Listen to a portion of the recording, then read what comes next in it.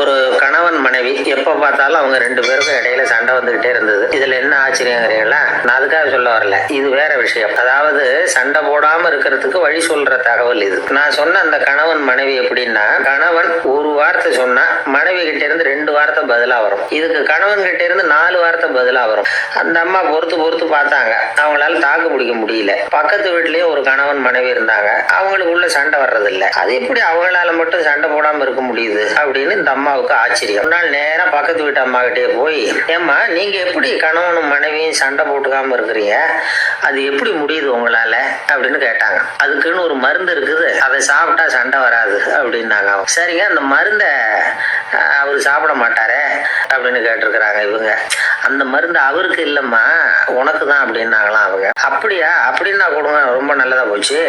அதை எப்படி சாப்பிடுறதுங்கிற விவரத்தையும் சொல்லுங்க, எங்க அது கிடைக்கும்ங்கிறதையும் சொல்லுங்க, வாங்கிக்கிறேன் அப்படின்னு கேட்டாங்களாம் இவங்க. வேற எங்கேயும் போய் வாங்க வேண்டாம், என்கிட்டயே இருக்கு அந்த மருந்து, அதுல கொஞ்சம் தர்றேன். உன் வீட்டுக்காரர் உன்னோட சண்டை ஆரம்பிக்கிற போகலாம் நீ இந்த மருந்துல ஒரு அவுன்ஸ் வாயில ஊத்திக்கணும். அதை உடனே குடிச்சிடக்கூடாது, ஒரு 5 நிமிஷமாவது அது வாயில இருக்கணும், அதுக்கப்புறம் குடிச்சுடலாம். மருந்து எடுத்துக்கிட்டு இந்த அம்மா வீட்டுக்கு வந்திருக்கிறாங்க. கணவன் வந்து வாசல்லையே காத்துக்கிட்டு இருக்கிறான். மனைவியை கண்டது சண்டை போட ஆரம்பிச்சுட்டான். அந்த அம்மா வீட்டை திறந்தாங்க, சமையல் அறைக்குள்ள போனாங்க, ஒரு அவுன்ஸ் மருந்தை வாயில ஊத்திக்கிட்டாங்க. அன்னைக்கு சண்டை வந்து மேற்கொண்டு வளரவே இல்லை, நின்றுட்டுது. மருந்து பரவாயில்லை. அதுக்கப்புறம் பல சந்தர்ப்பங்கள்ல சண்டை வரும் போல இருக்கிற போலாம் இந்த மருந்து அதை நிறுத்தி இருக்கு. பிரமாதமான மருந்தா இருக்குது இது, இதை கொஞ்சம் அதிகமாவே வாங்கி வீட்டுல வச்சுக்க வேண்டியதுதான் அப்படின்னு முடிவு பண்ணிட்டு, எந்த கடையில இருக்கு இந்த மருந்து சொல்லுங்க அப்படின்னு கேட்டாங்க. இந்த மருந்துக்கு விலையே கிடையாதுங்க, இலவசமாவே கிடைக்கும்னாங்களாம் அவங்க. அது எப்படி விலை இல்லாம இதை விற்க முடியுது அப்படின்னு கேட்டாங்களாம் இவங்க.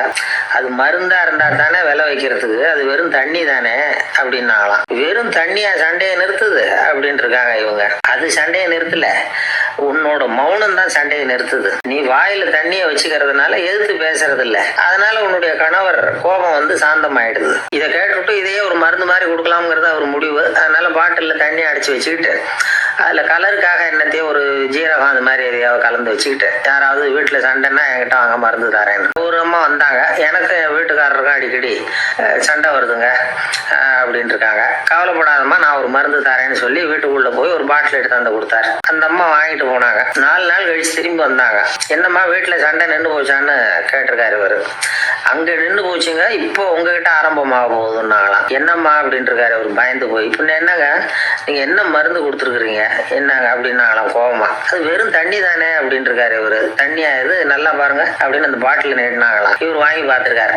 அப்புறம் தான் விஷயம் புரியுது அவருக்கு. இவர் கை தவறுதலா அவங்க வீட்டுல இருந்த மண்ணெண்ணெய் பாட்டில் எடுத்து அவர்கிட்ட கொடுத்துருக்குறாங்க. அப்புறம் என்ன ஆகும்? சண்டை வராம.